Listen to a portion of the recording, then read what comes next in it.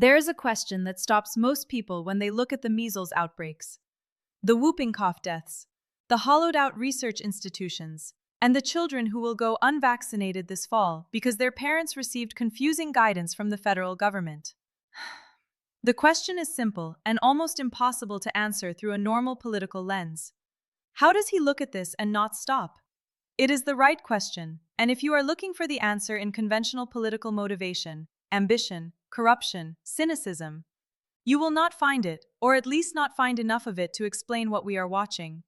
Kennedy is not profiting directly from dismantling vaccine policy.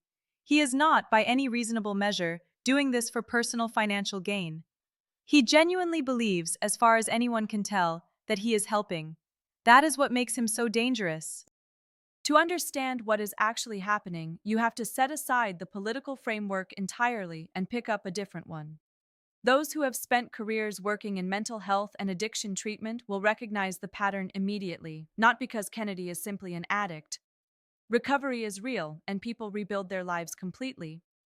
But because there is a specific kind of cognitive reorientation that prolonged substance use can produce in certain people, particularly those who were already wired toward intensity, pattern recognition, and distrust of authority.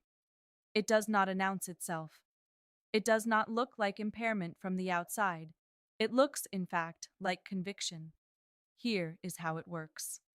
The brain's threat assessment system, disrupted by years of substance use, can become permanently recalibrated. Not broken exactly, still functional, still capable of sophisticated reasoning, but reset to a baseline of suspicion that a normal risk environment cannot satisfy.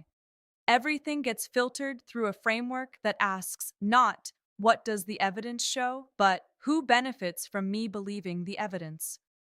Once that filter is in place, it is essentially self-sealing. Contradicting evidence doesn't weaken the belief, it strengthens it, because contradiction becomes proof that the threat is real enough to require active suppression.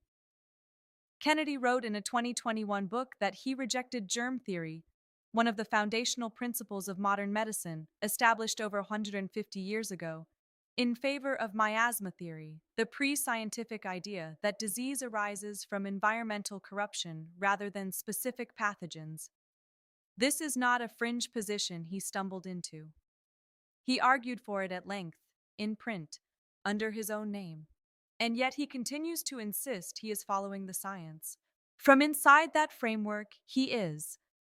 The science he trusts is the science that confirms what his recalibrated threat assessment already told him was true. Everything else is captured, corrupted, or bought. This is not unique to Kennedy, and it is not unique to addiction. It is a well-documented feature of how human cognition responds to prolonged trauma, chronic stress, and certain kinds of neurological disruption. What is unusual is the scale at which we are now watching it operate. Most people who develop this kind of framework do so in private or in communities of like-minded believers, where the consequences are limited. Kennedy developed it in public, refined it over decades, built a following around it, and then traded that following for the most powerful public health position in the world. The cruelest irony is that his instincts were not entirely wrong at the start. Corporate influence on research is real. The pharmaceutical industry has a documented history of suppressing inconvenient findings. Public health institutions did make serious errors during the pandemic that damaged trust. Kennedy's original antenna was picking up genuine signals, but a broken compass that points slightly wrong will take you further and further from your destination the longer you follow it. By the time you are rejecting germ theory and redesigning the childhood vaccine schedule based on a country that provides universal free healthcare and has a population smaller than Texas, you are not where you started. You are somewhere that looks nothing like the riverbanks you once protected. And the children getting measles in South Carolina cannot tell the difference between a broken compass and a working one. They just get sick. What makes this particularly resistant to the normal corrective mechanisms of democratic accountability is that Kennedy speaks the language of his critics fluently. He knows what evidence-based medicine sounds like. He knows how to invoke transparency and scientific rigor and institutional accountability. He uses that language not to engage with the evidence, but to reframe his rejection of it as a higher form of engagement. This is not stupidity. It is something more difficult to counter than stupidity, because you cannot simply show him the data. The data is part of the system he has already decided cannot be trusted. Which brings us to the only thing that has ever worked against this kind of entrenchment. Not argument, not outrage, not the correct facts delivered with sufficient force. What works is structure, rules, institutions with enough independence and enough legal authority to say no, regardless of what any individual believes.